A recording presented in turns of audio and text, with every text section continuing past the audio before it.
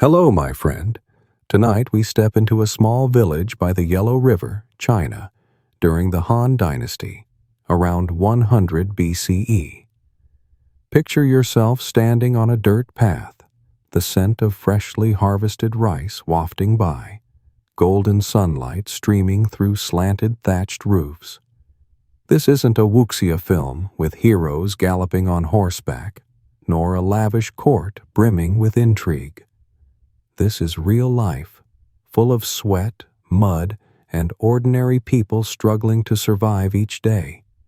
You won't make it through the night, trust me, especially when the river gets angry. So, before you get too comfortable, take a moment to like the video and subscribe, but only if you truly enjoy what I'm doing here. Leave a comment. Tell me where you're watching from and what time it is, or type the number 1 to say you find this story intriguing. Now, turn off the lights, maybe switch on a fan for a gentle hum, and let's embark on tonight's journey together. You're here, in a village whose name time has swallowed, but let's call it Underhill Village, for it nestles beneath a low hill where the Yellow River curves like a lazy dragon. This village is home to about 100 souls, farmers, weavers, and a few dreamers who think they might become officials.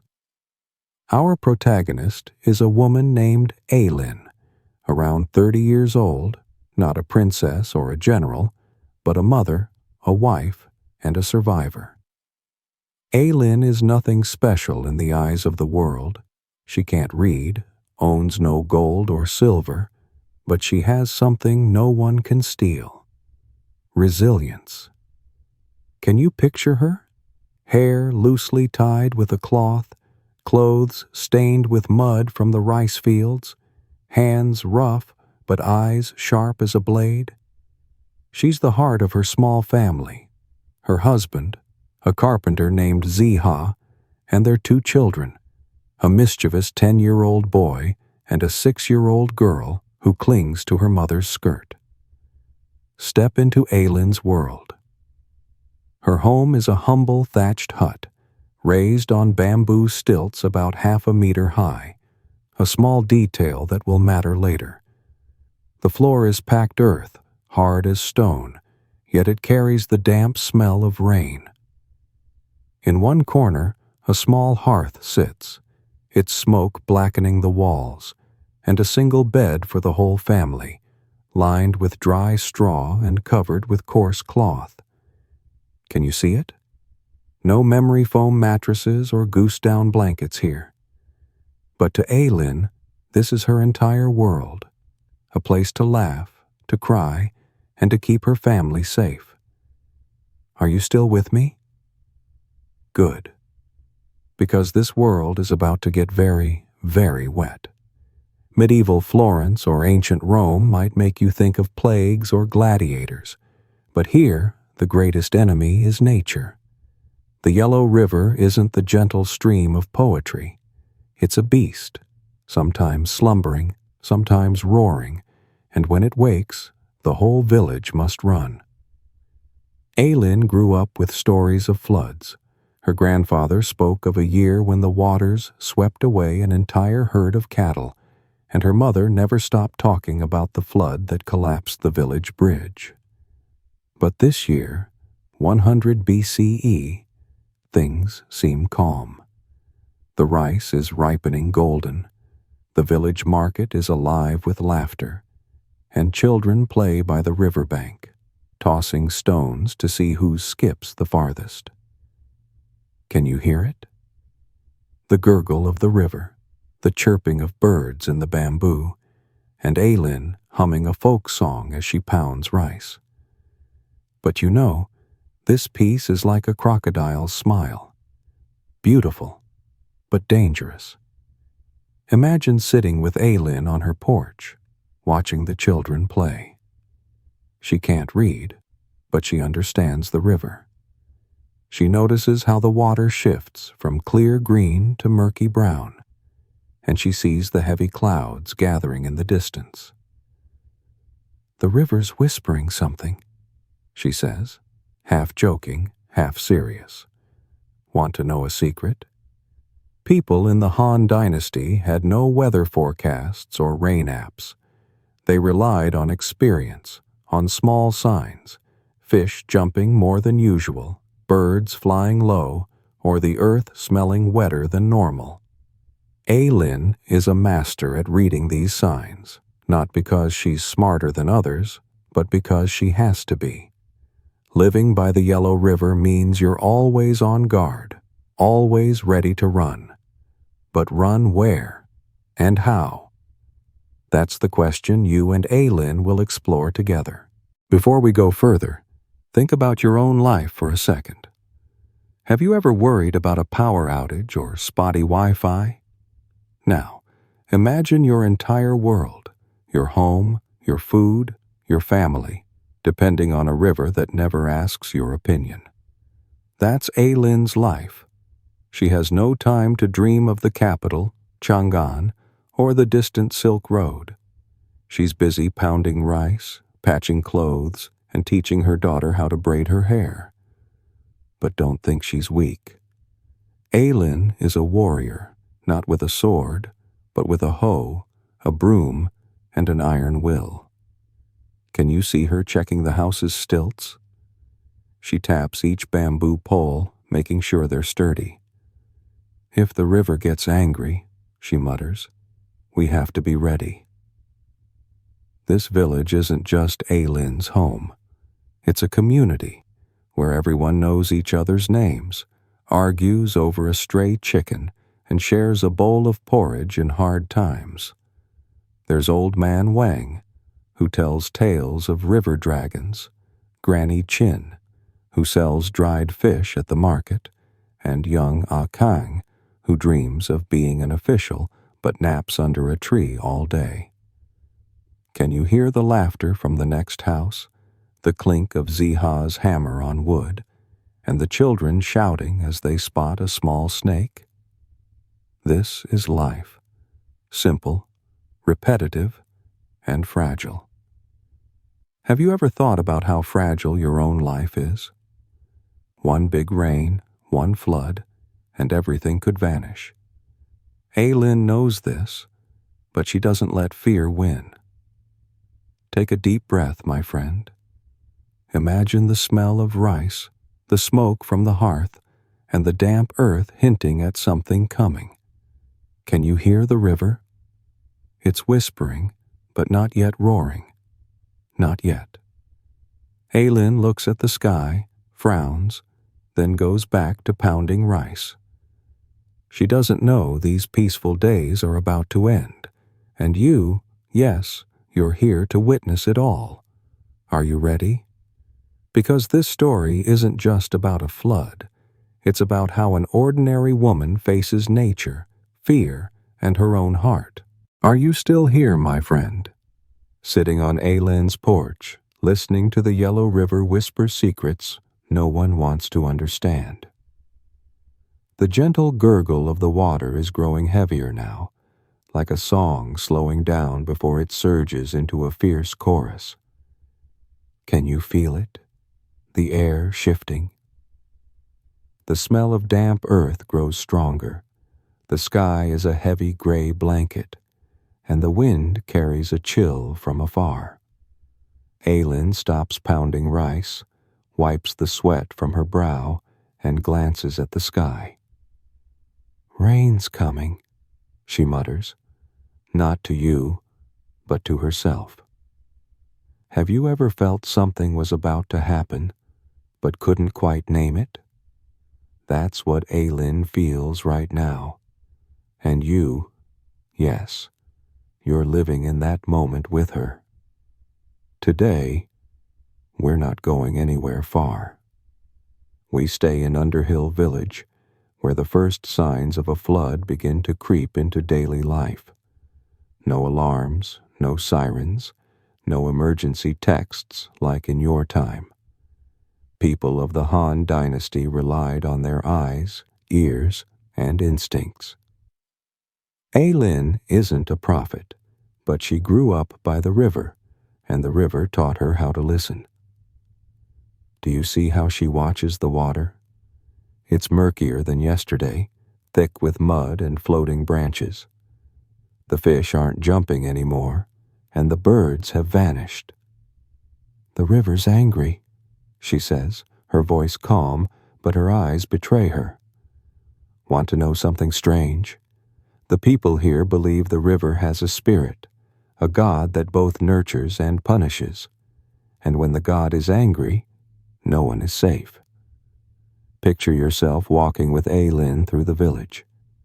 She moves quickly, her clothes fluttering, a bamboo basket in hand carrying a bit of rice and dried vegetables. She reaches the market, where Granny Chin is grumbling about unsold fish. "Big rain's coming," Granny Chin says, pointing at the dark clouds. Aylin nods but doesn't linger. She needs to check the family's rice stash, count the sacks, and ensure they're on high racks. Do you see those bamboo racks in her house? They're raised above the floor, tied tightly with hemp ropes. They're not decorations, they're a survival plan. If the water comes, the rice must stay dry. Have you ever thought about where to store your food to keep it safe? For Aylin, it's a matter of life and death. Now, look around the village. People are starting to notice. Old Man Wang, the storyteller, sits under a tree, muttering about a flood 30 years ago. "Water up to my chest," he says, his cloudy eyes lost in memory. A Kang, the young dreamer of officialdom, drops his stick and hurries home to check the house stilts. The children aren't playing by the river anymore. They're called back by their mothers, voices sharp with urgency. Can you hear the rain? It's not the soft patter of ASMR you play to sleep, but heavy drops, pounding the thatched roofs like they're testing their strength. Aylin stands on the porch, hands on hips, watching the rain fall. Not dangerous yet, she tells herself, but you can see her shoulders tense. Have you ever tried to convince yourself everything's fine, even when you know it's not? Step into Aylin's mind for a moment. She's not just worried about herself, but about Ziha, who's busy hammering more bamboo stilts at the corner of the house, and their 2 children, huddled by the hearth. She thinks about the rice stash, the single pig in the pen, and the new dress she just sewed for her daughter. Will it be swept away? Do you see it? Her life revolves around small details: a handful of rice, a sturdy stilt, a whispered prayer. But these details will decide if she survives the flood. Want to know a secret? The Han Dynasty had no concept of disaster insurance. If the flood comes, you lose everything, and no one compensates you. Aylin knows this, so she doesn't wait for miracles. She acts. Imagine you're helping Aylin check the house. She pulls you to the rice storage, pointing at the tightly bound sacks. "They need to be higher," she says, then calls Ziha to bring more bamboo. Can you hear the hammering? That's Ziha, sweat dripping, driving the stilts deeper into the ground. "If the water rises, these have to hold," he says, his voice low but firm. Do you see how they work together? No time for arguments or complaints. The rain is falling harder, and the river begins to roar, like a beast stirred awake. Can you feel the tension? It's not loud like an action movie, but quiet, like a rope tightening around your chest. Now, look at the river. The water has risen, swallowing the grassy bank where the children played. A few small bamboo stalks are swept away, bobbing like miniature shipwrecks. Aylin stands still, clutching the edge of her tunic. She says nothing, but you can see her calculating how high the water is, how high her house is, and whether the river god will show mercy. Have you ever faced something bigger than yourself, knowing you can't control it? That's what Aylin feels right now. But she doesn't give up. She turns back to the house, checks the hearth, counts the rice again, and hugs her daughter a little tighter. "It'll be okay," she says, but you know she's talking to herself. Take a deep breath, my friend. The rain keeps falling, and the river keeps roaring. Can you hear the water? It's no longer a gurgle, it's a scream. Aylin looks at you as if she knows you're here. "Are you ready?" she asks, half teasing. You're not ready, but she is. She spent her whole life by this river, and she knows a flood isn't just water. It's a test. Do you want to stay with her? Because this story is about to get fiercer, and yes, you're right at the heart of it. The rain falls harder, as if the sky has decided to unleash all its fury on Underhill Village. You're standing beside Aylin, feet caked in mud, hands soaked from helping her tie ropes around the rice sacks. The sound of the yellow river is no longer a whisper. It roars, like a dragon chained too long, now breaking free. Can you feel the chill seeping through your clothes? No Gore-Tex raincoats or automatic umbrellas here. Just coarse hemp cloth and Aylin's iron will. She doesn't look at you, but you know she senses your presence. "The stilts must hold," she mutters, eyes fixed on the bamboo poles raising her house. Are you ready to uncover the secret of these stilts? Because they're not just wood, they're life itself. Aylin's house, like most in the village, stands on bamboo stilts about 1/2 meter high, a detail you might have overlooked in yesterday's peaceful sunlight. But now, as water begins to lap at the village's edge, you'll understand why every family here spends a lifetime reinforcing them.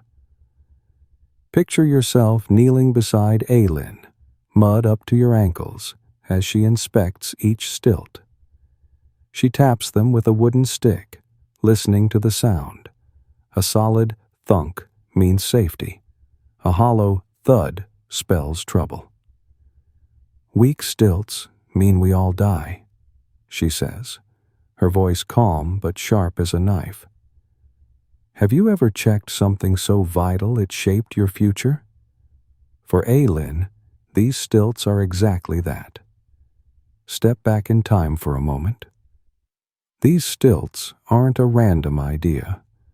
They're a legacy, passed down through generations since Aylin's ancestors first built by the Yellow River. Can you see it? The Han people had no engineers or architects with detailed blueprints. They learned from mistakes, from houses swept away, from floods that took everything. Aylin tells you, as she ties hemp ropes around a stilt, that her grandfather lost his entire pig herd because his stilts were too short. "He said the river doesn't forgive," she snorts, but her eyes burn with resolve. Want to know a fascinating detail? These stilts aren't just driven into the ground. They're soaked in salt water for months to resist rot, a trick Aylin learned from her mother. Can you see the ingenuity in that simplicity? Now, look around the house. Water has started creeping into the village, not like a tsunami in movies, but slowly, like a sneaky thief. The village paths are turning to sludge, and the rice fields, the village's hope, are sinking under murky water. Aylin doesn't panic. She pulls you inside, pointing to the packed earth floor, now damp. "We need to raise everything," she says, starting to stack rice, clothes, and even the clay pot on bamboo racks. Can you hear the children? Her son, A Wei, tries to help his mother, but keeps dropping things. Her little daughter, May, clutches her straw doll, eyes wide as water creeps beneath the floor. Have you ever had to be strong for someone else? That's exactly what Aylin is doing. Imagine you're helping Aylin move belongings. She hands you a heavy rice sack, and you climb the bamboo rack to place it safely. Careful, she warns, her tone stern but not angry. Ziha, her husband, is outside, hammering more stilts around the pig pen. Can you hear the hammer? Each strike is a prayer, a hope this family will endure the flood. Aylin doesn't pause to complain. She checks the hearth, ensuring the fire still burns, because if the water rises, fire will be the only thing keeping the family warm. Do you see how she moves? Swift, precise, like someone who's trained her whole life for this moment. Want to know a secret? She's afraid, but she won't let fear win. Outside, the village is stirring. Granny Chin, the fish seller, is shouting because her stock of dried fish is flooding. Old Man Wang, instead of storytelling, is helping Ah Kang drag a cow up the hill. Can you see it? The flood spares no one, rich or poor, but it hits hardest those like Aylin, who have one house, one rice stash, one chance. Water is knee-deep in low areas, and the rain is relentless, like a song with no end. Aylin looks out the door, where water laps just below the stilts. Not dangerous yet, she says, but you can see her counting every raindrop. Have you ever faced something you couldn't stop? That's her reality now. Take a deep breath, my friend. Can you hear the river's roar? It's no longer a lazy dragon. It's awake.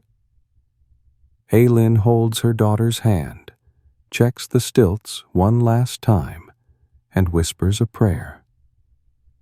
Do you see her eyes? They're not the eyes of someone who gives up. She knows the water could take everything, but she'll fight to the end. Do you want to stay with her? Because this story is getting intense, and you, yes, you're here, muddy, soaked, but part of it. Ready? We're about to see Aylin face the flood head-on. The water creeps beneath Aylin's floor, and the rain now sounds like a tireless chorus. You're standing beside her, soaked to the bone, mud clinging to your hem. But Aylin's gaze doesn't waver. She doesn't look at the water, doesn't look at the rain. She looks to the sky, as if she could bargain with the spirits. What the river wants, it takes, she says, her voice low, like she's sharing an ancient secret. But Aylin isn't the type to wait for fate. Can you feel her heartbeat? It's racing, yet she stays calm, because her two children are watching their mother, and Ziha is leaning on her more than ever. Today, you'll see her face the flood, not just with bamboo stilts or rice sacks, but with something stronger: faith. Are you ready to step into her ritual to beseech the heavens? The rain keeps falling, and Underhill Village now looks like a painting with smudged colors. The village paths have turned to rivers, and the low thatched roofs seem ready to surrender. But Aylin isn't inside. She leads you to a raised patch near the village shrine, where villagers gather, holding incense and bamboo baskets of fruit. Can you smell the smoke? It's sweet, sharp, and clings to the air like a fragile promise. The village shrine is just a small hut, its roof thatched with leaves, but inside is the altar to the river god, a wooden statue carved as a dragon, its eyes glinting with black stones. Do you see how the villagers kneel? Not out of fear, but respect.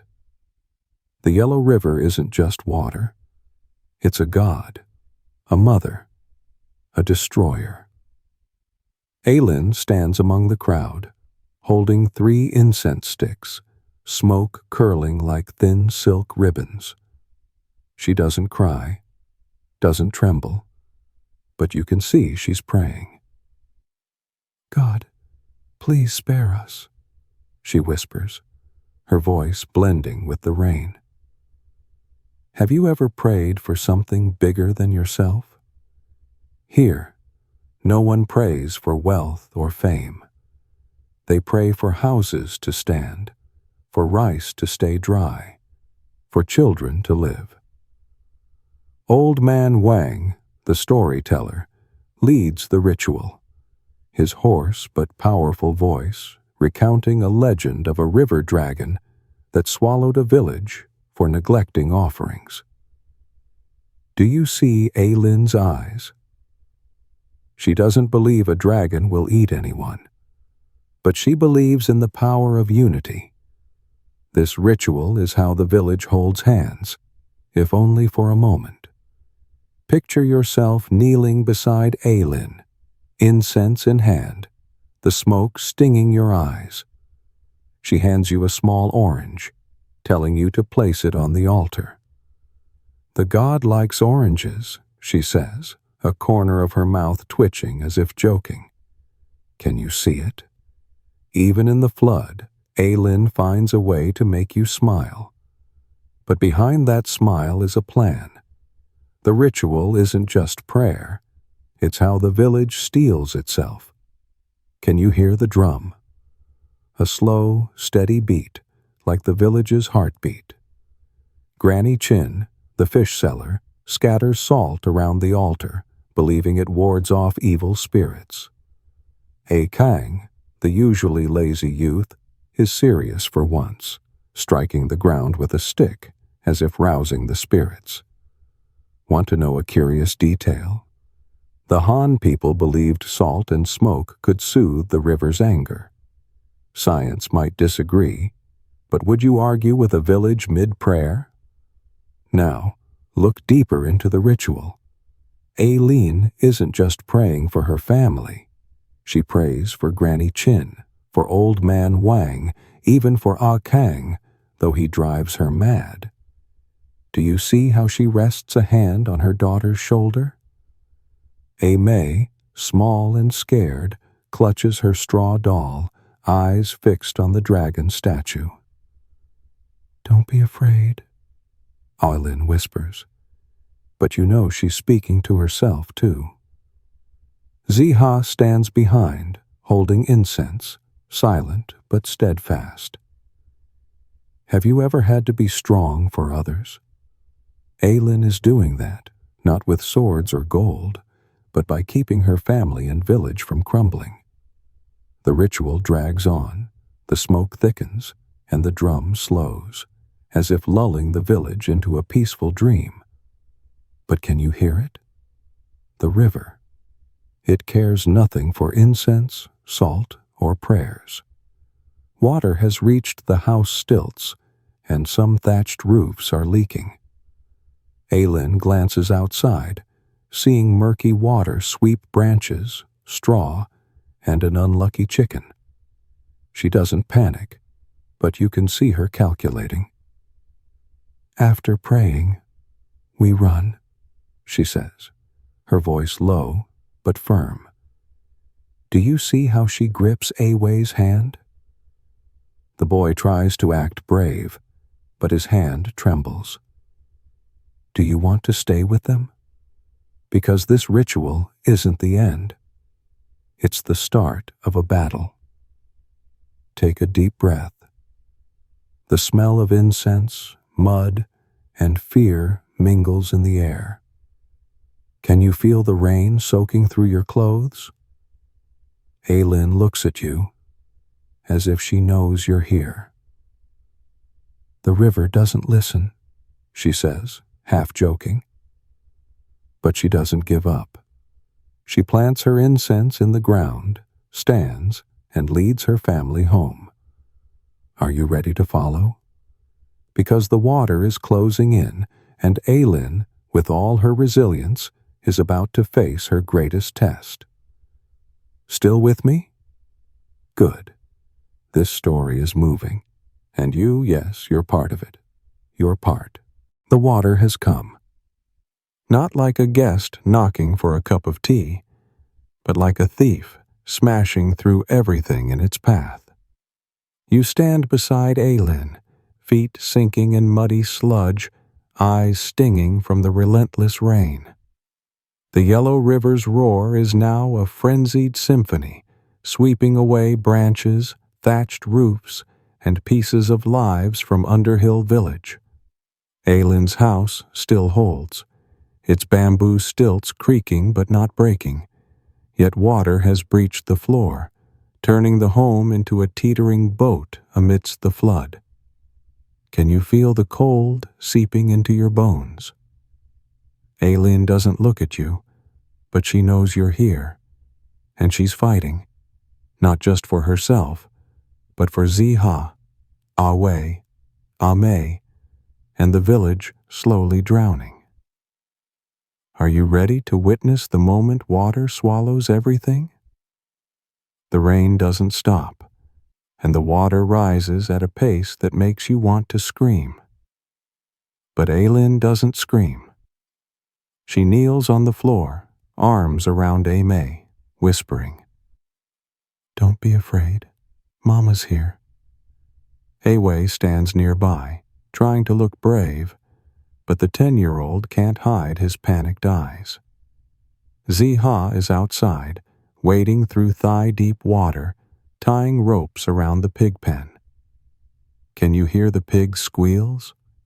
Not the cheerful sound of cartoons, but a cry of desperation. Aylin stands, wipes her face, and commands, "Grab the rice, the clothes, to the hill." Her voice is sharp as a blade, leaving no room for argument. Have you ever had to make a split-second decision, knowing it would change everything? Aylin is doing that right now. Picture yourself running after her, clutching a sodden rice sack, water splashing with every step. Aylin leads, pulling Ame, while Awei hugs a bundle of clothes. Ziha follows, carrying an axe, not for fighting, but to cut bamboo if needed. Do you see the village? It's no longer the peaceful scene of golden rice and playing children. The paths are rivers, roofs float like driftwood, and shouts echo from all sides. Granny Chin, the fish seller, wades through, dragging a basket of dried fish. Old man Wang, frail but stubborn, clings to his staff, muttering, "The river wants it all." Ah Kang, the lazy youth, is useful for once, helping a family drag their cow uphill. Can you see it? The flood spares no one. The water is knee-deep, then waist-high. Can you feel the current's strength? It's not just wet. It pulls you like an invisible hand trying to hold you back. Aylin doesn't stop. She shouts, "Don't look back!" But you look, and you see. Granny Chin's house has collapsed, her fish stock swept away. A child's cry rings out somewhere, drowned by the rain. Aylin grips Ame tighter, nearly carrying her on her shoulder. "The hill. We have to reach the hill," she says, her voice hoarse from shouting. Have you ever fled something you knew you couldn't defeat? Aylin is doing that, and you're right beside her. Move with her family. The hill isn't far, but each step is a battle. The mud is slick, the water pushes you back, and the rice sack on your shoulder feels like stone. Aylin doesn't complain. She pulls away when he slips, and when A May cries over her lost straw doll, she says, "Mama will make a new one." Do you see her strength? Not the strength of epic heroes, but the quiet kind, born of love and duty. Ziha follows, axe on his shoulder, eyes scanning the village. "Hurry!" he shouts as the water rises faster. Can you hear the crack of wood? That's a house somewhere, surrendering to the flood. Now, look up at the hill. A few villagers have made it, huddling under trees, clinging to each other for warmth. Can you smell the wet earth and leaves? Not the pleasant scent of spring rain, but the smell of survival. Ai-Lin sets Ah-Mei down, checking her for injuries, then turns to A-Wei. "Count the rice, check the clothes." The boy nods, though his hands still shake. Ziha arrives, drenched like a drowned rat, but he flashes a weak smile. "The pig's alive." Ai-Lin nods. But do you see her eyes? She's thinking of those who haven't reached the hill, of the lost houses, of the uncertain future. Have you ever stood on the edge of hope and despair? Ai-Lin is there, and she chooses hope. Pause for a moment. Take a deep breath. Can you hear the rain? It's still falling, but the hill is safe for now.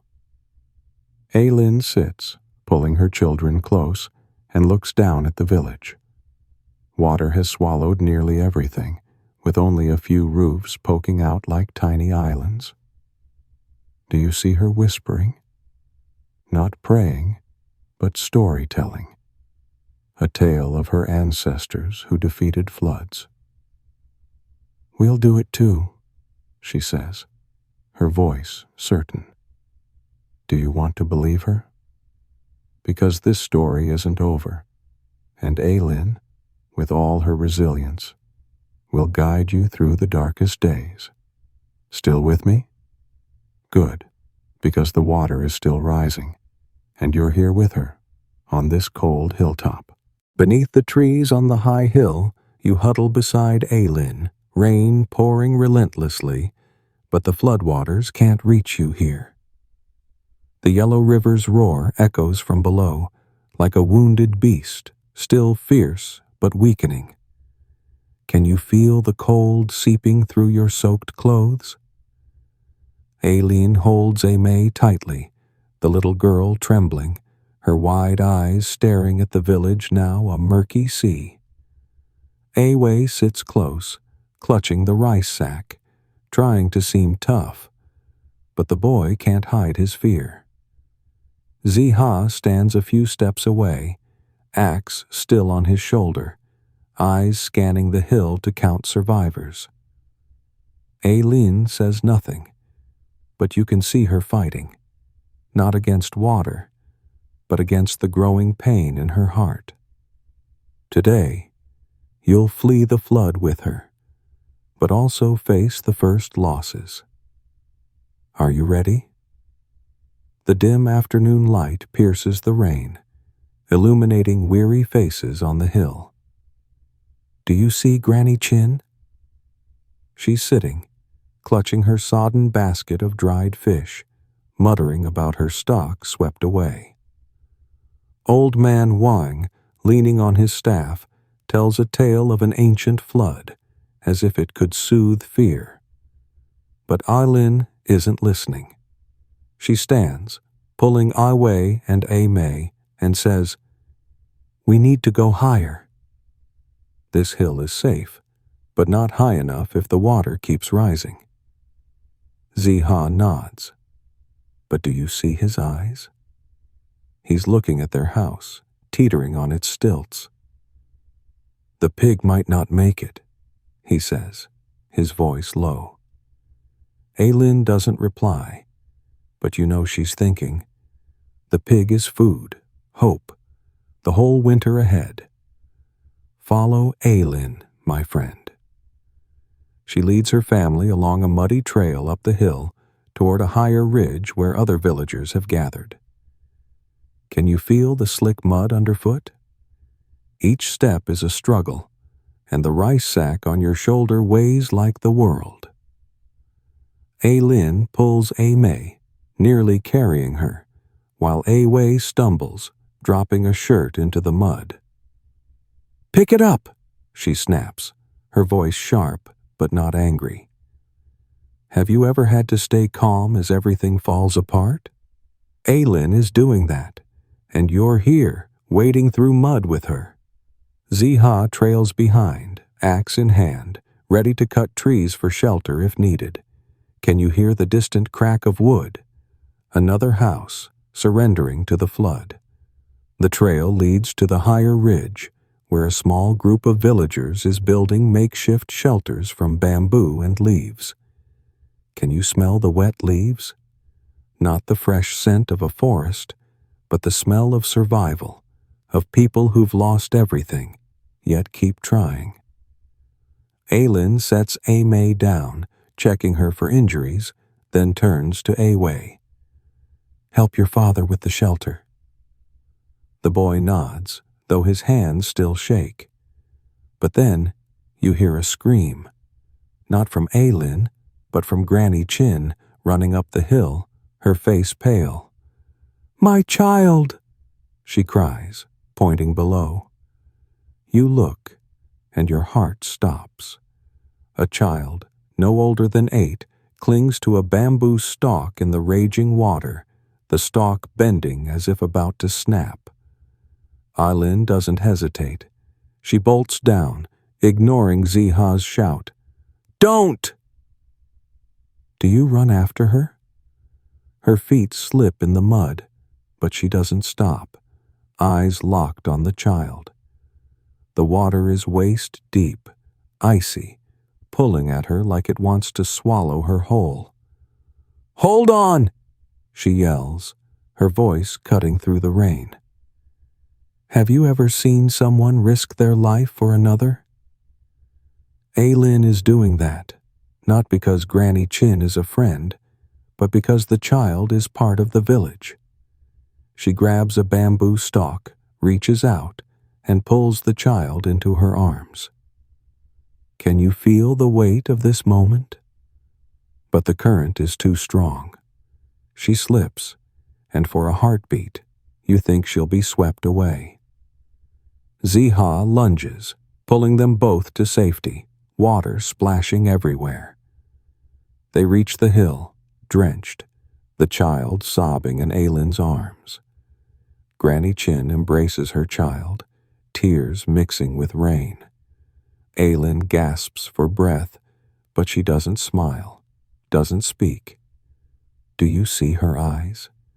Not the eyes of a hero, but of someone who just saw death. "Who else?" she asks, her voice hoarse. No one answers. Can you hear the silence? It's heavier than the rain.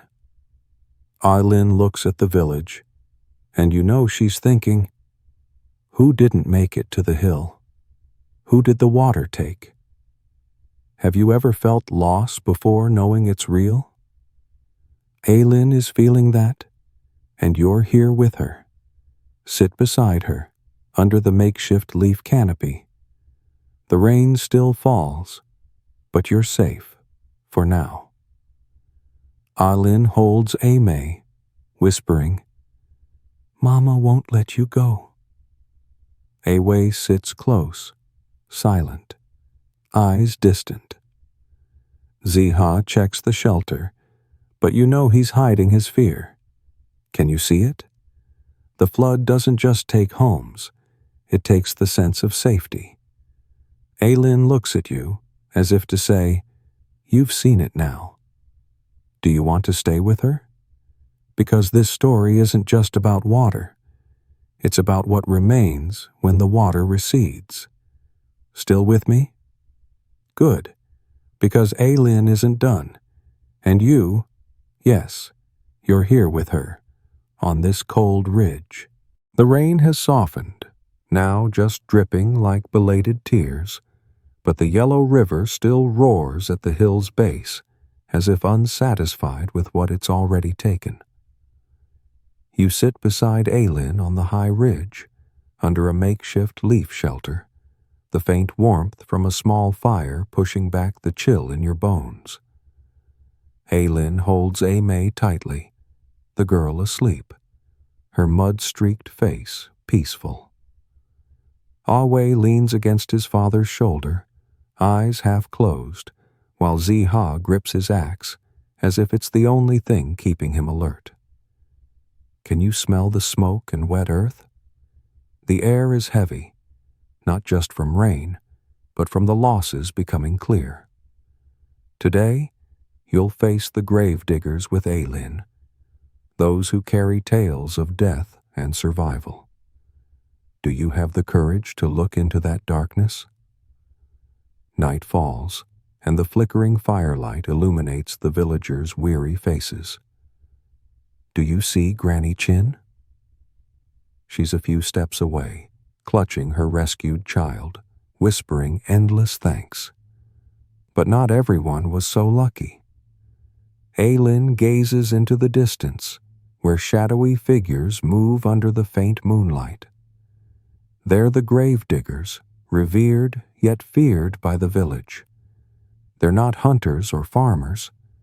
They're the ones who bury, who face death, so the living can go on.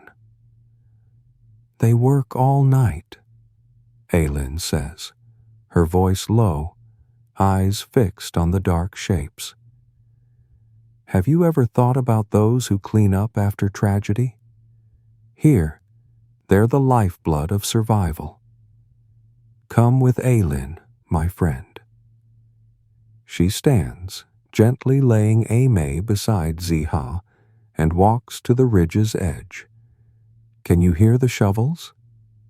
That's the sound of the grave diggers, carving shallow graves in soft earth. Aylin doesn't want to look, but she must. How many did we lose? She whispers, not to you, but to the darkness itself. No one knows exactly. A man, Ho, leads the diggers, his face smeared with mud, eyes red from sleeplessness. 7, maybe more, he says, his voice rough like stones grinding. Do you see Aylin's hands clench? She knows one of them is her sister, Ying, who didn't make it to the hill. Have you ever felt your heart weigh heavy with a name? Look closer. The grave diggers don't just bury the dead. They carry stories. Ho, pausing to rest, tells of a family swept away trying to save their cow. Another, Lan, speaks of an old man who lived alone, who chose to stay because he was too old to run. Do you see how Aylin listens? She doesn't cry, but you know she's memorizing every name. The grave diggers aren't paid in coin. They're paid in silent gratitude and a bowl of porridge from the living. Want to know a curious detail? The Han people believed proper burial kept spirits from troubling the living. Aylin isn't sure she believes it, but she prays anyway for Ying. Now, feel the air.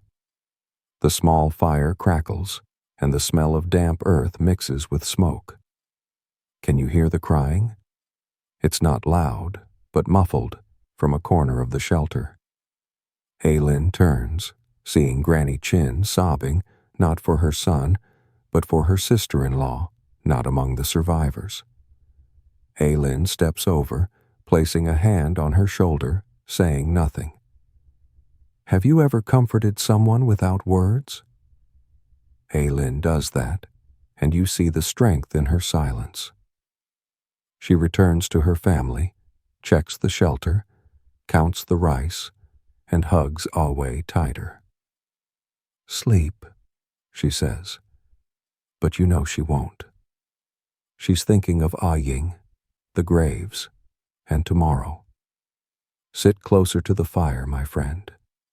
Do you see the grave diggers? They keep working, their shadows cast on the earth like ghosts. Aho pauses, wipes sweat, and looks up. The rain stopped, he says, his voice almost hopeful. Lin hears, but she doesn't trust it. She knows the river is still there, and it could rage again. Do you see how she checks the shelter? She reties ropes, adjusts leaves, as if daring the water to try again. Ziha sits beside her, axe at his feet, whispering, "We'll rebuild." Lin nods, but you know she's thinking, rebuild with what? When everything's gone? Take a deep breath. Can you feel the fire's warmth? It's faint, but enough to remind you life persists. Lin looks at you, as if she knows you're here. Surviving isn't just running, she says, her voice low. It's remembering. Do you understand her? She's remembering Ying, the village, and who she was before the flood. Do you want to continue with her? Because this story isn't just about loss. It's about what remains. And Lin, with all her heart, will lead you through the darkness. Still with me? Good, because you're here, by the fire, with her, waiting for the water to recede. The faint moonlight filters through the leaves, casting a pale glow on the high ridge where you sit beside Lin, the small fire now reduced to crackling embers. The rain has stopped, but the yellow river's murmur echoes below, a warning that it hasn't yet slept. Can you feel the night's chill, even with your clothes half dry? Lin wraps May in coarse cloth, the girl sleeping soundly, her breaths steady. Wei stays awake, eyes fixed on the darkness. Ziha checks the shelter's ropes, his axe at his feet, ready for any surprise. Lin is silent, hands clasped tightly, but you know she's thinking of the shallow graves just dug, of Ying, and of the days ahead. Today, you'll join her in surviving on this hill, learning to turn hunger and fear into hope. Do you have the strength to keep going with her? The night deepens, and the air on the ridge is thick with the smell of wet leaves and smoke. Do you see the shadowy figures? Villagers huddle in leaf shelters, sharing watery porridge from the only clay pot left. Granny Chin, eyes swollen, feeds her son, whispering thanks to Lin for saving him. Old Man Wang, though exhausted, tells tales of ancestors who outlasted floods, as if words could warm them. Lin doesn't join in. She kneels by the shelter, checking the rice sacks. Only 3 remain, enough for a few days if rationed. We need to find food, she says, her voice low but firm. Have you ever counted each grain of rice, knowing it's the line between life and death? Lin is doing that now. Follow her to the ridge's edge, where she stands gazing at the village. The water still floods, but it's lower, revealing bits of thatched roofs and branches stuck in mud. Fish, she mutters, her eyes lighting up. Can you see it? The flood took the rice, but it also brought fish from the river to the fields. Lin calls Wei. Get the bamboo basket. The boy, though tired, runs to obey, and you see a spark of hope in his eyes. Lin leads you and Wei to a shallow pool, where small fish swim sluggishly. Careful, she says, showing you how to catch them with your hands. Can you feel the icy water? Your hands slip, but Aylin is lightning fast, snatching a shimmering fish.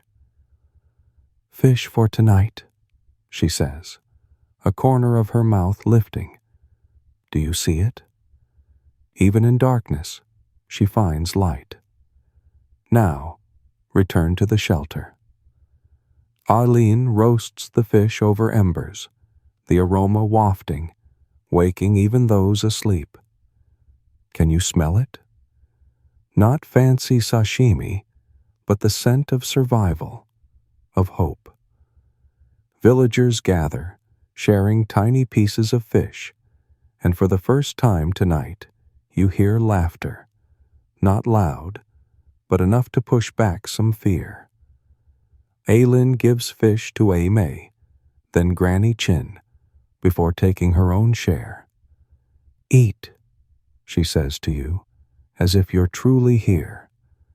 Have you ever shared your last bite with someone else? Aylin does it, not out of nobility, but because she knows the village is only strong when everyone survives. Look deeper into this moment. The small fire, muddy faces, and villagers' whispers form a strange picture, not of despair, but of resilience. Aylin tells a story, not of river dragons like Old Man Wang, but of her mother, who caught fish in a flood to feed the family. She said the river takes, but it also gives, she says, her voice low. Do you see how Wei listens? He's learning, not just how to catch fish, but how to survive. Ziha, sitting close, adds twigs to the fire, saying, Tomorrow, we'll find more. Aylin nods, but you know she's thinking, find where? When the village is mud? Feel the air. The fire crackles, and the river's sound fades, as if weary. But Aylin doesn't relax. She checks the shelter, recounts the rice, and reties ropes to withstand wind. Do you see how she moves? Each action is a declaration against the flood, the darkness, the fear. Want to know a curious detail? The Han people believed fish from floods were gifts from the river god, an apology for its rage. Aylin isn't convinced, but she whispers thanks while roasting the fish, as her mother taught her. Have you ever thanked something you're not sure exists? Aylin does, and it keeps her going. Sit closer, my friend. Do you see the moonlight? It's brighter, as if comforting the survivors. Aylin looks at you, as if she knows you're here.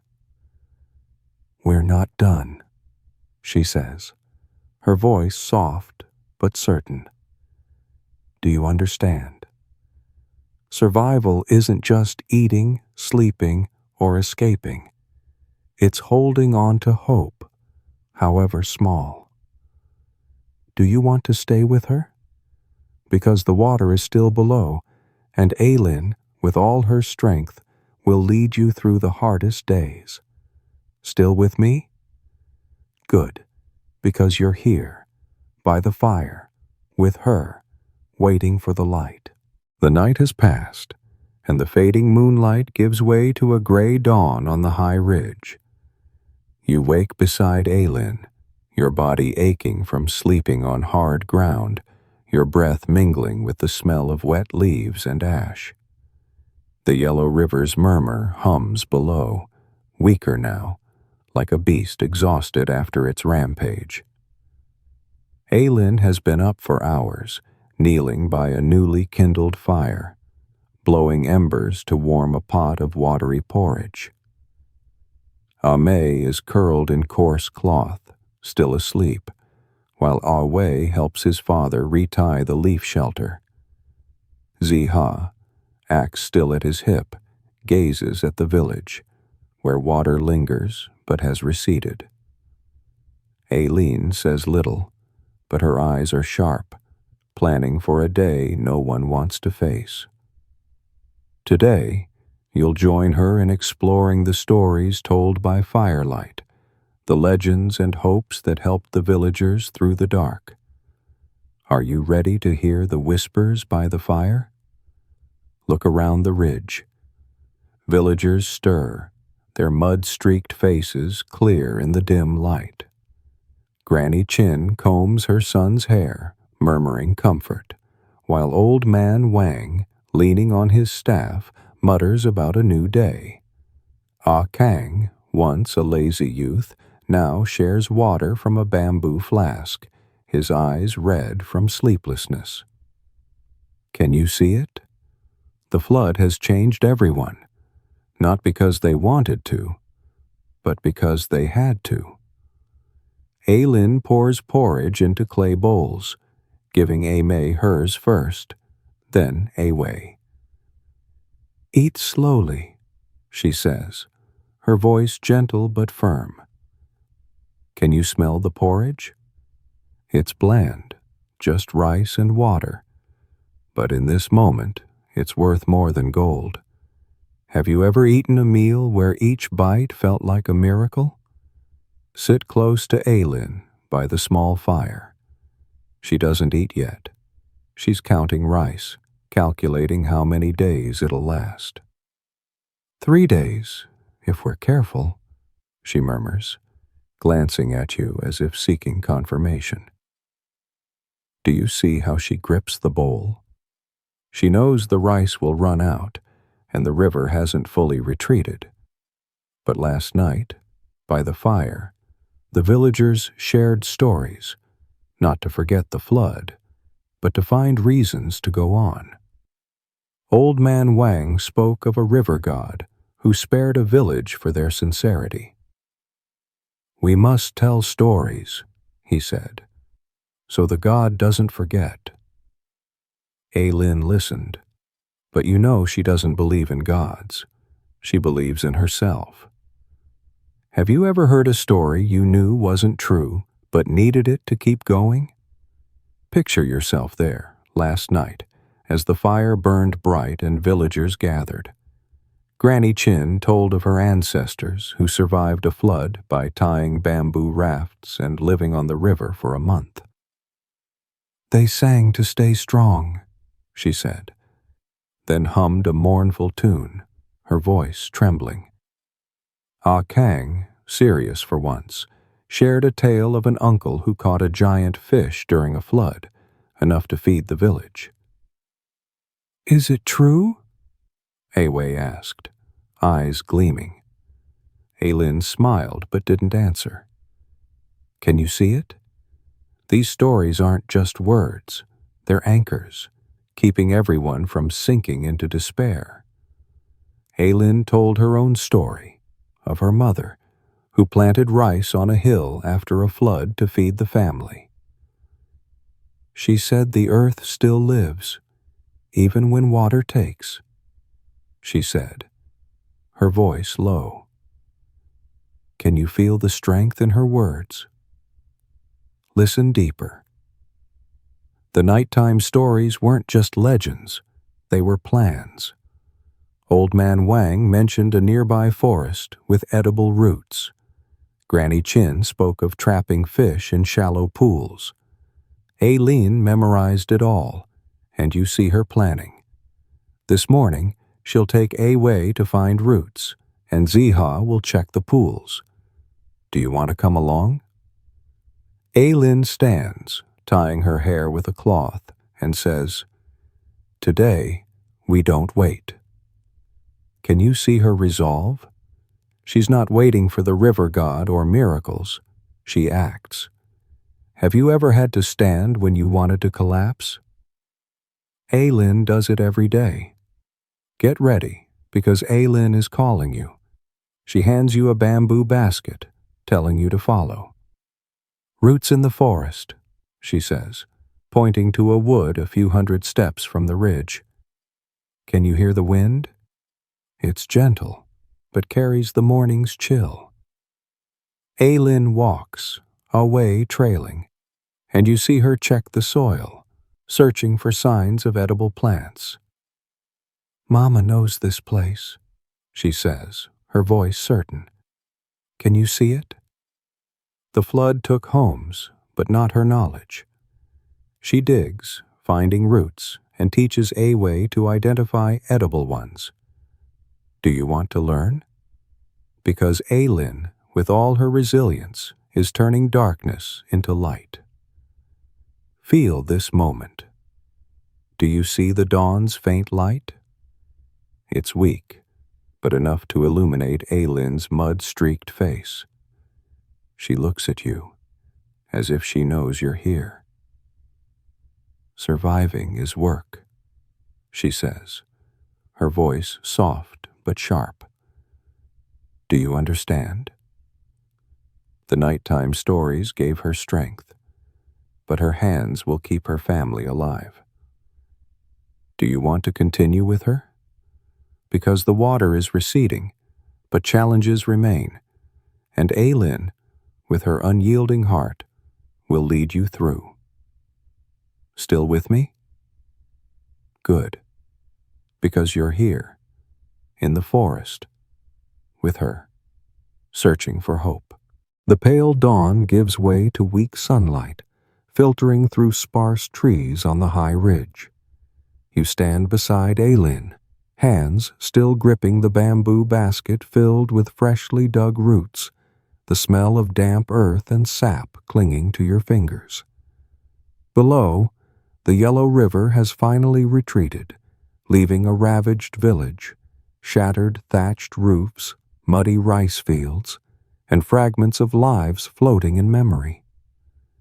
Lin looks down, her eyes unblinking, but you know her heart is counting every loss. Ying, the rice stash, the house teetering on its stilts.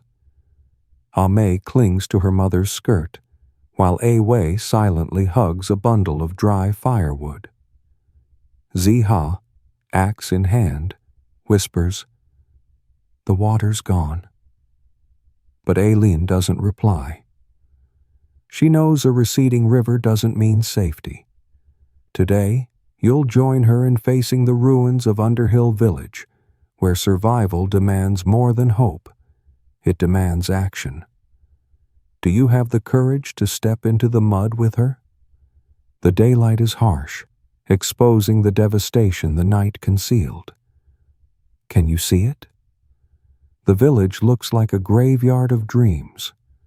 Collapsed roofs, empty pig pens, and the rice fields. Lin's pride, now a sea of murky mud. Lin leads you down the hill, her steps slow but steady, each one a declaration against destruction. Wei follows, carrying a small hoe, while Mei holds her mother's hand, her wide eyes scanning the debris.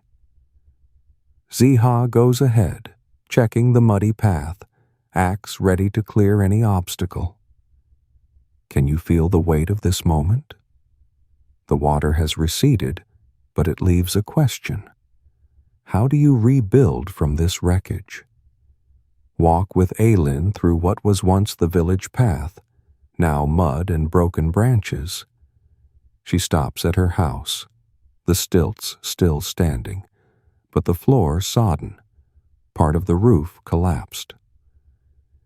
"It can be fixed," she says, her voice steady, though you see her hands clutch her tunic. Have you ever looked at something broken and wondered if it's worth saving? Lin doesn't wonder. She kneels, checking the stilts, tapping each one like testing a heartbeat. "Good stilts," she mutters, then turns to Wei. "Get dry bamboo. I need to patch the roof." The boy nods, running off, and you see a spark of resolve in his eyes. Do you want to help? Because Lin is turning ruins into a new beginning. Look around.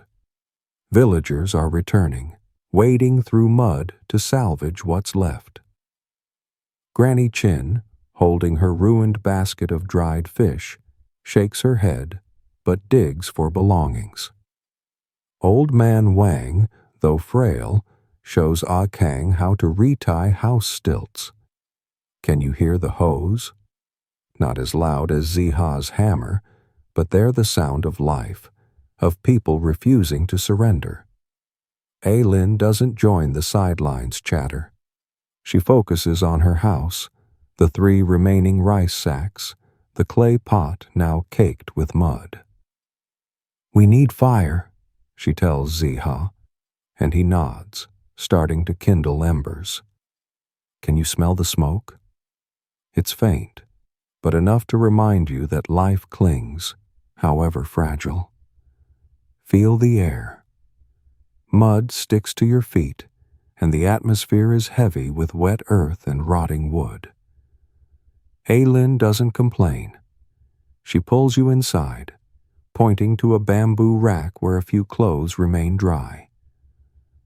"Hang them," she says, her voice brief, but not harsh.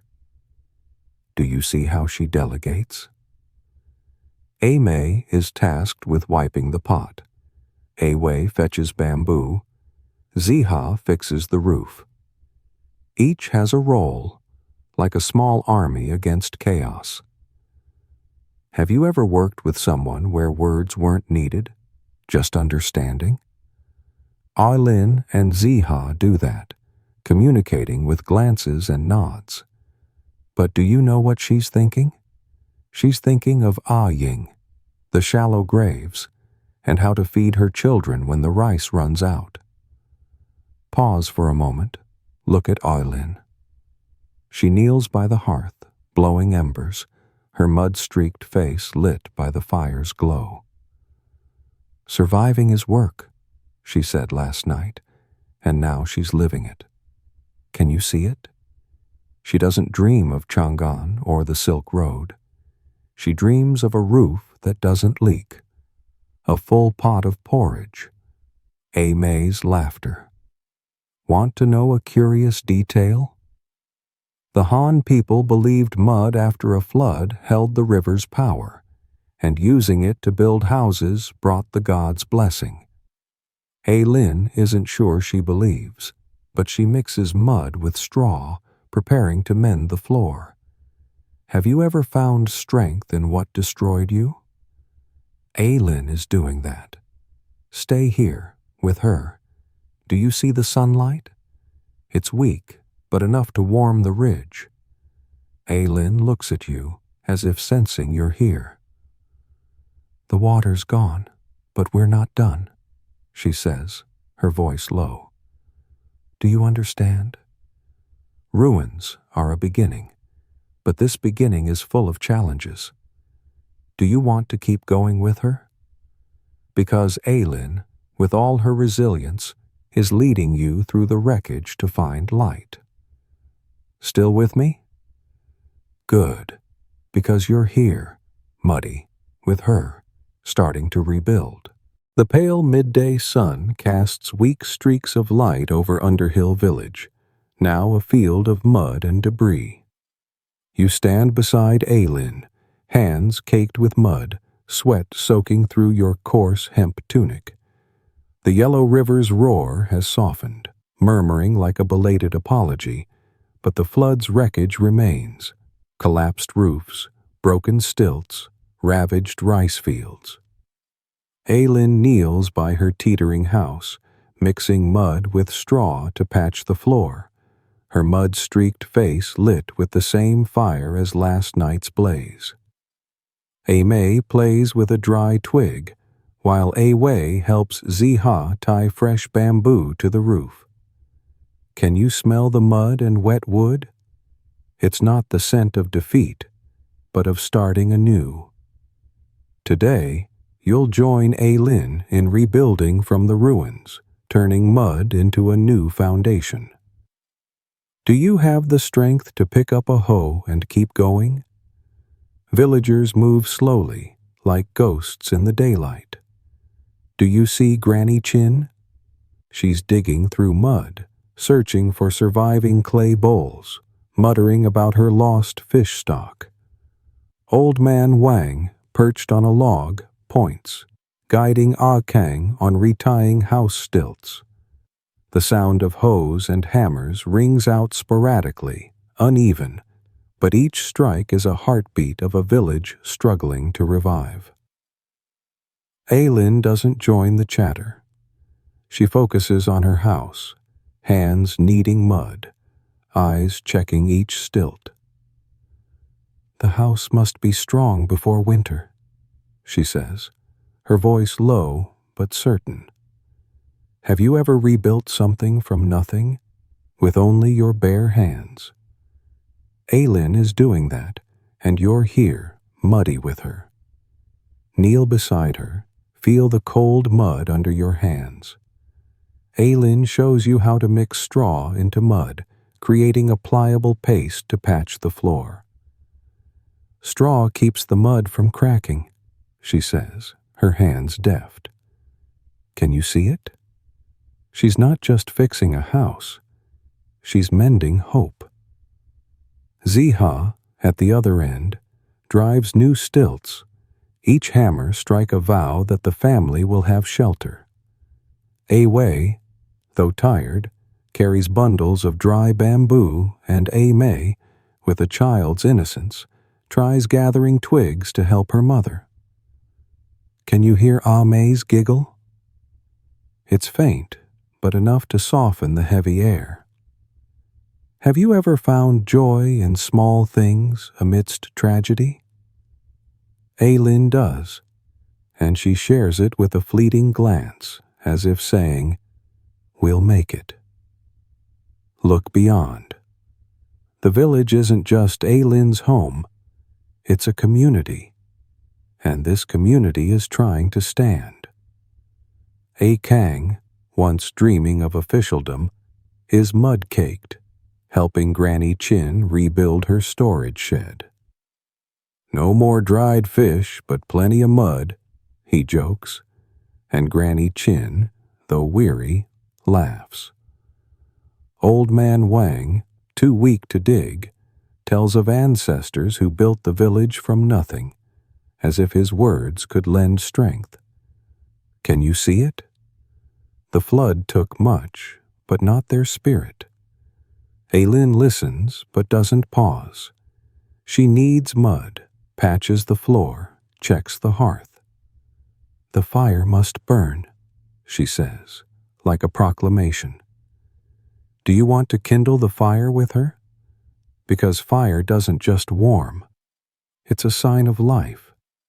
Feel the rhythm of the work. The squelch of mud being kneaded, the creak of bamboo. The villagers' murmurs form a strange music, not melodic, but alive. Aylin stands, wiping her hands on her tunic, and surveys the house. The floor is patched, the roof less leaky, but so much remains.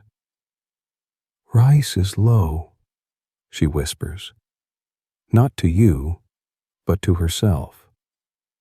Have you ever counted days, knowing resources were dwindling? Aylin does, but it doesn't stop her. She calls A Wei. "Go find fish, the pools are still full." The boy nods, grabbing a bamboo basket, and you see he's no longer trembling like last night. Can you see it? Aylin isn't just building a house, she's building a future for her children. Step back, see the bigger picture. The village, though broken, is reviving bit by bit. A roof is raised, a hearth kindled, a bowl of porridge shared. Can you smell the porridge? It's bland, but enough to make Aimee smile as her mother feeds her. Aylin eats sparingly. She gives her share to her children, like every Han mother. Want to know a curious detail? The Han believed mud after a flood carried the river's spirit, and building with it brought divine protection. Aylin isn't superstitious, but she mixes mud carefully, as if thanking the river for retreating. Have you ever found meaning in what destroyed you? Aylin does, and it keeps her standing. Return to her side. Feel the warmth from the newly lit hearth. Aylin looks at you, her eyes no longer those of someone fleeing. They're the eyes of a builder. "We're not done," she says, her voice soft but sharp. "Do you understand? Rebuilding isn't just patching floors or roofs. It's keeping spirits unbroken. Do you want to stay with her? Because the flood may be gone, but challenges remain, and Aylin, with her muddy hands, will lead you through. Still with me? Good, because you're here, in the mud, with her, rebuilding a village. Under the pale afternoon sun, you stand beside Aylin, hands crusted with dried mud from patching the floor, the smell of wet earth and dry straw clinging around you. Underhill Village looks like a battlefield after a storm. Broken stilts, collapsed thatched roofs, and rice fields ravaged under murky mud. But Aylin's house stands stronger, its floor dry, roof less leaky, and hearth crackling, a small defiance against the yellow river, now just murmuring in the distance. Aylin wipes sweat from her brow, her eyes scanning May playing with a dry twig, Wei fetching water from a shallow pool, and Ziha checking new stilts. Can you feel the hearth's warmth? It's faint, but enough to push back the chill of flood memories. Yet a new fear creeps into Aylin's heart. Not water, but the shadow of the flood's return. Today, you'll stand with her against that dread as new clouds gather. Do you have the courage to hold fast beside her? The sky grays, and a cool breeze carries the familiar scent of moisture. Can you smell the rain? It's not heavy like the flood, but enough to make Aylin pause, her eyes lifting to the dark clouds on the horizon. "Rain again?" she mutters, her voice steady, but you see her grip tighten on the hoe. May, drawing shapes in the mud, looks up. "More rain, Mama?" Aylin smiles, but it doesn't reach her eyes. "Just a little rain," she says, but you know she's lying to ease her daughter's heart. Have you ever hidden fear to protect someone? Aylin does, and you see quiet strength in how she strokes May's hair, as if shielding her from the sky itself. Walk the village with Aylin. She doesn't sit idle. She checks stilts, counts rice, and studies the sky like a cryptic book. The villagers sense it too. Granny Chin, wiping clay bowls, mutters, "The river's not done with us." Old Man Wang, on a log, recounts a second flood that swept his village in youth. A Kang, now diligent, pauses tying bamboo, his face paling as he eyes the clouds. Can you hear their whispers? Not loud, but heavy as lead, each raindrop a reminder of what they've lost. Ying, homes, fields. Aylin doesn't join the fearful tales. She pulls you to the rice stash, checking if the cloth sacks are damp. "Must stay dry," she says, her voice sharp. Can you see it? She's not fighting clouds. She's fighting fear. Feel this moment. A raindrop lands on your hand, icy, then another. Not the deluge of the flood, but enough to quicken Aylin's pulse. She stands, looks at Ziha, and he nods, understanding. "The new stilts will hold," he says, but you see him grip his axe tighter. Aylin turns to Wei. "Bring the firewood inside. Keep it dry." The boy runs, and you see he's no longer the trembling child on the hill. He's learned from his mother how to face fear. Do you want to help? Aylin hands you a dry banana leaf, telling you to cover the hearth. The fire mustn't die, she says, like a vow. Have you ever kept something burning just to prove you could? Aylin does, and you're here, shielding the fire with her. Look deeper. The rain falls steadily, not fierce, but enough to wet the newly patched floor. Aylin doesn't panic. She pulls May to a dry corner, checks the roof, and whispers, "Just rain." But you know what she's thinking. She's thinking of Ying, the shallow graves, the 3 remaining rice sacks, and how to feed her family if the river rages again. Do you see her eyes? Not of surrender, but of someone counting every chance. Granny Chin calls from next door. "Aylin, is the water rising?" Aylin shakes her head, but you know she's watching the river, measuring the distance from water to stilts. Have you ever gauged fear by small details like that? Aylin does, and it keeps her sharp. Stay by her side, feel the raindrops on your shoulders. Villagers spring into action. Kang reties shelters. Old Man Wang murmurs prayers. Granny Chin covers her shed with banana leaves. Can you hear the rain? It's steady, like a village's heartbeat learning to breathe again. Aylin doesn't pray.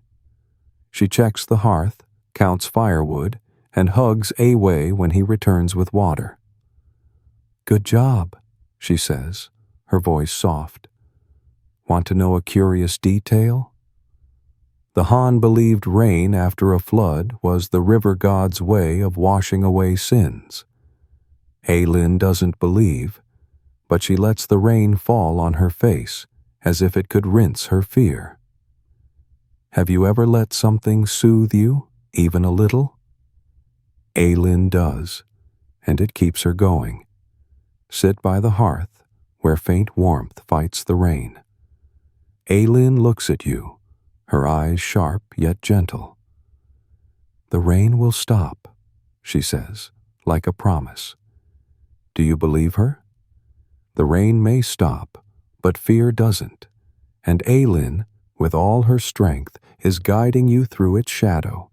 Still with me? Good, because you're here, under a leaky roof, with her, waiting for the light.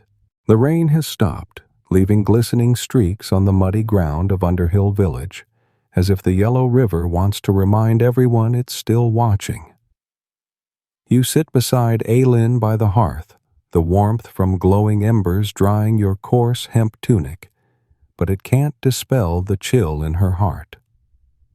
Her house is sturdier now, the floor patched, the roof less leaky, but the 3 rice sacks in storage are dwindling, and the rice fields remain a sea of mud. May sleeps on her mother's lap. Wei brings dry firewood, and Ziha checks the new stilts, his axe at his hip like a sentinel. Can you hear the birds singing?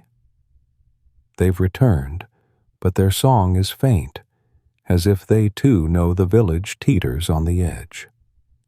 Aylin gazes at the river, her eyes not fearful, but planning.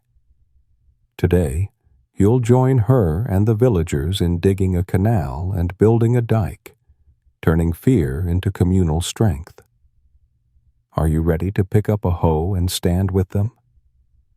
The afternoon sun casts a pale glow on mud-streaked faces, and villagers gather in the village center, where the ground is slightly higher. Do you see Granny Chin?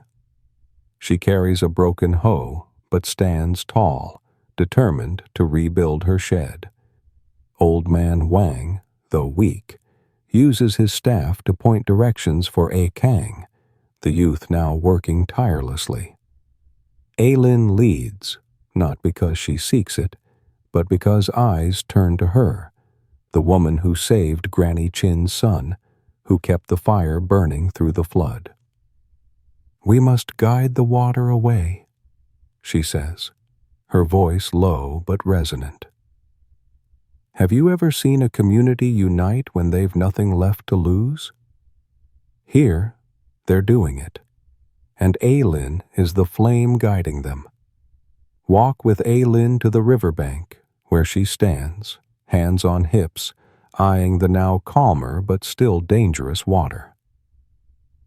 "A canal will lead water past the village," she says, pointing to a curving dirt path toward the hill. "Can you see it?" This idea isn't new. Her ancestors dug canals to save fields, and Aylin learned from her mother's fireside stories. She rallies the villagers, assigning tasks. A Kang and Ziha dig earth, Granny Chin and A Wei haul mud, while she and other women build a dike with straw and soil. Want to wield a hoe? Aylin hands you a worn bamboo one, its handle smoothed by time, and says, "Dig deep, but slow." Can you feel the weight of this work? Each stroke is a vow that the flood won't win again. Dig with her. Feel the soft earth yield under the hoe, mud sticking to your hands. Aylin works without pause, hair matted with sweat, but she doesn't complain. "The dike must be high," she says, eyes checking each layer of earth.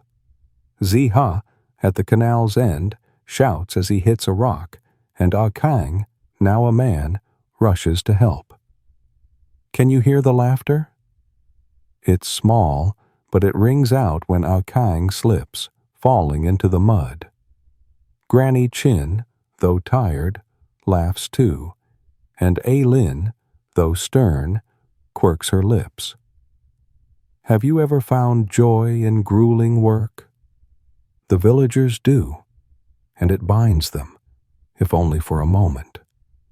Look deeper into this community. The dike isn't just earth and straw, it's a symbol of unity.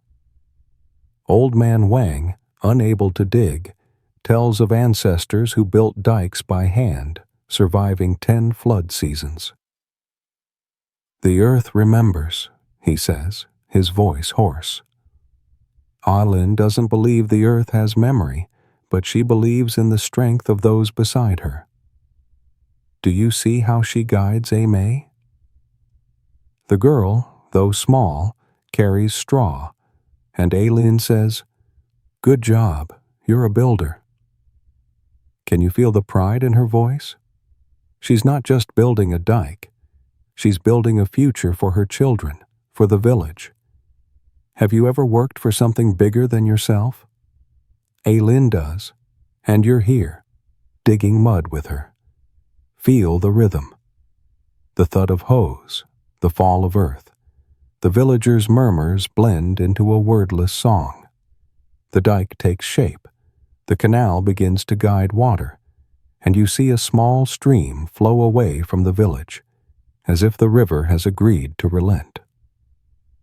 Aylin stands tall, wipes sweat, and looks at you. "The river won't beat us," she says, her voice soft but certain. Want to know a curious detail? The Han believed a dike needed a rice offering to gain the river god's approval. Aylin isn't superstitious, but she scatters a pinch of rice into the canal as her mother taught.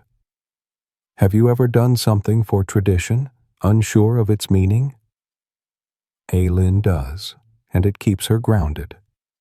Stay here by the newly dug canal. Do you see the afternoon sun? It's golden now, as if blessing the survivors. Aylin looks at you, her eyes not just those of a dike builder, but of a community builder. "More work to do," she says, her voice low. Do you understand? The dike is a start, But the journey is long, and Aylin, with her muddy hands, will lead you through. Still with me? Good, because you're here, by the canal, with her, building a future from mud. Twilight falls, draping Underhill Village in a soft purple glow, the newly dug canals shimmering like silver threads through the mud. You stand beside Aylin, shoulders aching from a long day of digging and dike building, yet your heart feels lighter, as if each hoe stroke washed away some fear. Her house stands firm, the hearth burning steadily, the faint scent of rice porridge from the clay pot mingling with drying mud. May sits by her mother, drawing shapes in the dirt, while Wei helps Ziha tie fresh bamboo for the pig pen. The yellow river, now a distant murmur like an ancient song, seems to have accepted peace, at least for now. Aylin gazes at the river, hands clasped, not in fear, but in thought of what she'll leave for tomorrow. Today, you'll join her in reflecting on her legacy, not gold or fame, but the mark of an ordinary woman who led a village through a flood. Are you ready to step into her memories and the generations to come? Let your eyes sweep over the village. The new canals guide water away from the fields, and the rough dike stands tall, a defiance against the river. Do you see Granny Chin? She's rebuilding her shed, singing a folk song, her voice hoarse but vibrant. A Kang, now vital to the village, carries bamboo to help Old Man Wang mend his house. The villagers are no longer muddy ghosts. They're builders, and Aylin is the flame igniting their spirit. We did it, she says, her voice low, gazing at the gleaming canal. Have you ever felt pride in something you built with your own hands? Aylin feels it, though she doesn't say it aloud. Sit beside her on the newly patched porch. She hands you a bowl of watery porridge, smiling. Eat. You need strength. Can you smell the rice? It's bland but warm, a reminder that survival is a precious gift. Aylin tells you of her mother, who taught her to dig canals, tie stilts, and keep fires burning through floods. She left no gold, she says, but she left me. Do you see her eyes? They shine, not with pride, but with the knowledge she's carrying on that legacy. May, drawing a fish in the dirt, will learn from her mother, and Wei, though mischievous, already knows how to catch fish in flood pools. Have you ever thought about what you'll pass on? Aylin does, and her legacy is this village. Look beyond, to future generations, the canals and dike. Aylin helped build won't just save the village today. They'll guard against floods to come, when May grows, when Wei has his own family. Can you see it? Each of her hoe strokes is a story retold, each layer of dike earth a lesson for descendants. Old Man Wang, under a tree, has begun calling her the Flood Woman, though Aylin snorts when she hears it. I'm not special, she says, but you know she's wrong. She's the flame, the guide, the heart of Underhill Village. Granny Chin, now calling her sister, thanks her daily for saving her son. Kang, once lazy, looks to her as a leader. Have you seen the power of an ordinary person standing tall? Aylin is proof, and you're here, witnessing it. Feel the air. Birds chirp brightly, and the hearth smoke blends with drying earth. Aylin doesn't pause to bask in pride. She checks the fire, counts firewood, and teaches May to tie straw. "You must remember," she says, her voice gentle. "Can you hear it?" She's not just teaching her daughter to tie straw. She's teaching survival, love, building. Ziha, sitting close, smiles. She's stronger than the river. Have you ever seen someone stronger than nature? Aylin doesn't think she is, but every act, digging canals, building dikes, holding her children through floods, is a triumph. Want to know a curious detail? The Han believed those who saved a village were remembered by the river god, their names living in the earth. Aylin doesn't believe, but you know her name will endure through May, the canal, the village. Step outside, look at the sky. The clouds have cleared and stars twinkle, as if blessing the survivors. Aylin stands beside you, gazing up, and says, "Tomorrow, we plant rice." Can you hear the hope in her voice? She doesn't speak of gold or fame. She speaks of rice, of life, of legacy. Do you want to stay with her? Because Aylin's legacy isn't just canals or dikes. It's the strength of an ordinary woman. And you, yes, you're here, on her porch, with her, looking at the stars. The stars twinkle in the night sky like tiny lanterns hung above, illuminating Underhill Village, now showing signs of new life. You sit beside Aylin on her porch, warmth from the hearth seeping through the door, mingling with the scent of dried mud and fresh straw. Her house stands firm, its bamboo stilts solid, thatched roof patched, and the new canal glimmers under the moonlight, guiding water away from the fields. May sleeps soundly in her mother's arms. Wei curls up by the firewood, and Ziha, axe at his side, murmurs about building a new pig pen.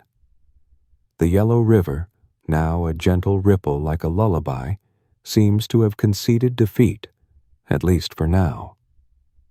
Aylin gazes at the sky, her eyes no longer those of someone fleeing floods, but of one who's learned the river's lesson. Survival is fighting, but living is loving. Today, you'll reflect with her on the village's journey, the strength of humanity, and the timeless lesson the flood left behind. Are you ready to look back and move forward? The village, though mud-stained, breathes again. Do you see the firelight from other houses? They're small but bright, like candles defying the dark. Granny Chin, next door, roasts fish, the aroma wafting, and her son's laughter rings out, faint but real. Kang, once dreaming of officialdom, now digs earth with a smile, as if the flood taught him the value of his hands. Old Man Wang, under a tree, tells tales of Lin, the flood woman, though she shakes her head when she hears. "I'm not special," she said last night, but you know she is, not because she's stronger than others, but because she never gave up. Have you ever realized the power of an ordinary person standing tall? Aylin is proof, and you've walked with her every step. Look back on this journey. Do you remember when the rain began? When Aylin checked stilts with eyes sharp as blades?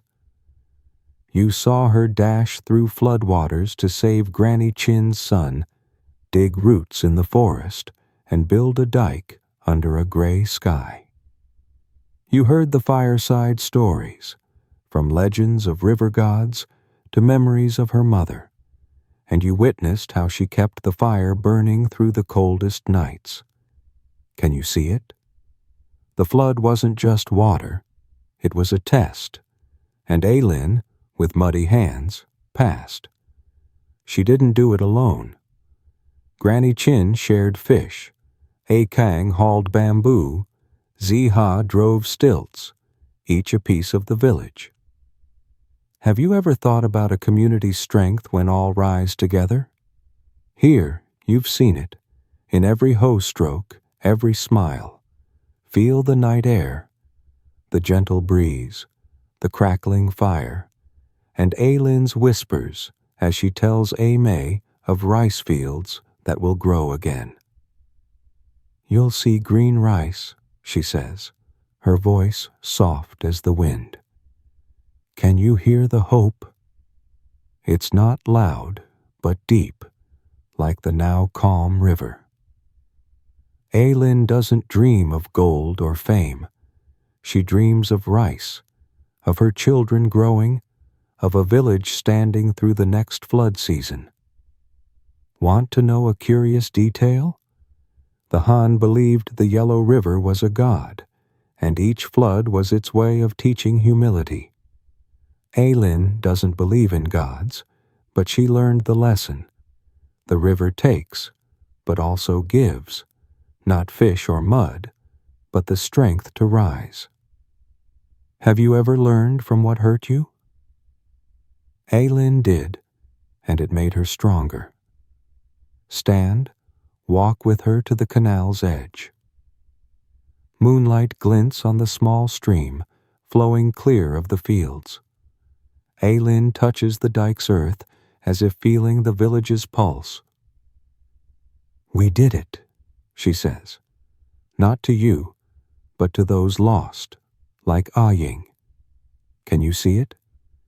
Her legacy isn't just canals or houses. It's the lesson that people, however small, can face nature.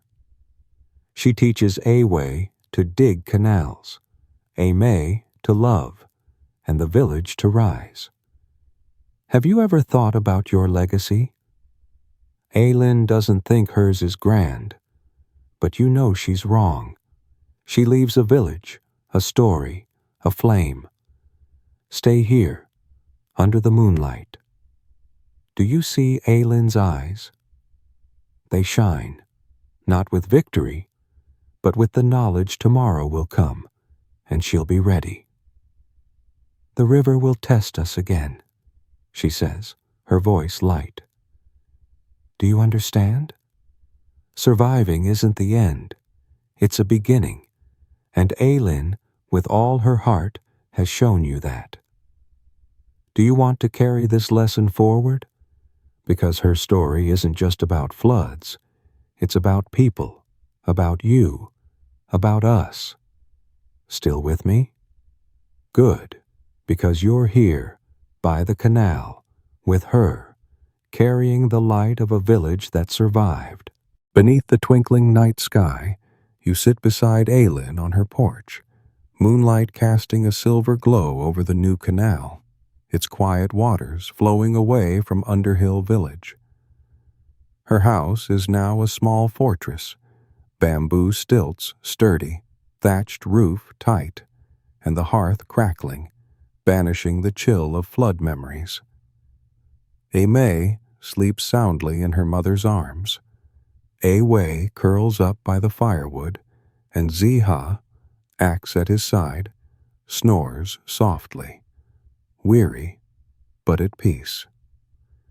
The Yellow River, now a gentle murmur like a lullaby, seems to have accepted peace.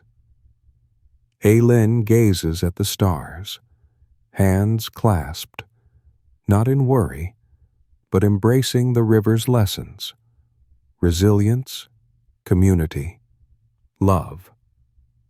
Today, you'll join her in summing up the journey through the flood, reflecting on the legacy of an ordinary woman and receiving a good-night wish from a surviving village. Are you ready to close this story and carry its light forward? Look back on the journey you've shared with Aylin. Do you remember when the first rains fell? When she checked stilts with eyes sharp as blades? You saw her dash through floodwaters to save Granny Chin's son, dig roots in the forest, and build a dike under a gray sky.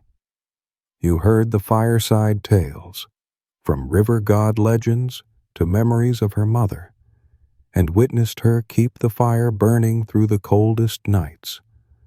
You stood muddy beside her, patching floors, mending roofs, and feeling fear as new rain loomed. Aylin isn't a hero from history books. She's a mother, a wife, a survivor. Have you ever realized the strength of ordinary people when they rise? Aylin is proof, and you've walked with her through every hoe stroke, every smile. The village now bears a new shape.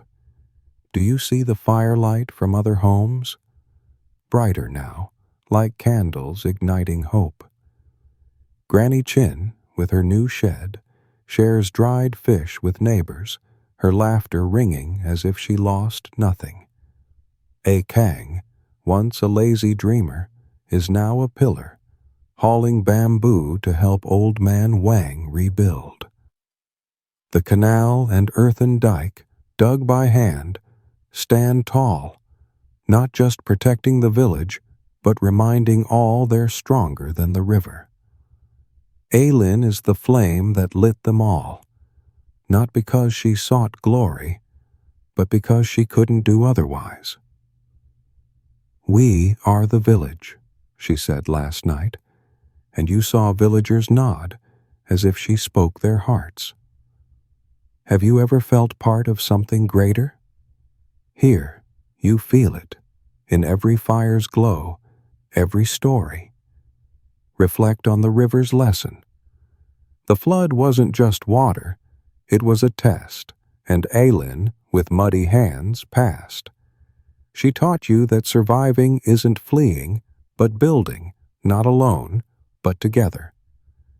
Do you remember when she shared the last piece of fish, held a May through rain, led villagers to dig the canal? Each act was a lesson. Love is stronger than fear, community stronger than nature, hope stronger than loss. Want to know a curious detail? The Han believed the Yellow River was a god, each flood its way of teaching humility. Aylin doesn't believe in gods, but she learned humility, not by bowing to the river, but to those beside her. Have you ever learned from what challenged you? Aylin did, and you've seen her grow through every raindrop. Stay here, under the moonlight. Aylin's legacy isn't gold or fame. It's the village, the canal, A May who'll tell her mother's story, A Wei who'll dig canals for the next generation. Do you see her eyes? They shine, not with triumph, but with knowing she's left a mark, however small. Have you ever thought about your own mark? Aylin doesn't think she's special, but you know she's wrong. She's the flame, the guide, the heart of Underhill Village. She looks at you, smiling. Good night, my friend. Can you feel the warmth in her words? It's not just a wish, it's a reminder that you, yes, you, walked with her through the flood and you carry her lesson. Close your eyes, feel the hearth's warmth, the distant river's song, the gentle breeze. You've seen a village survive, a woman lead, a community stronger than nature. What will you take from this story? Aylin's strength, her love, or the lesson that people, however small, can rebuild from mud? You're still here, on her porch, with her, under the moonlight. Good night, my friend. This story ends, but its light stays with you.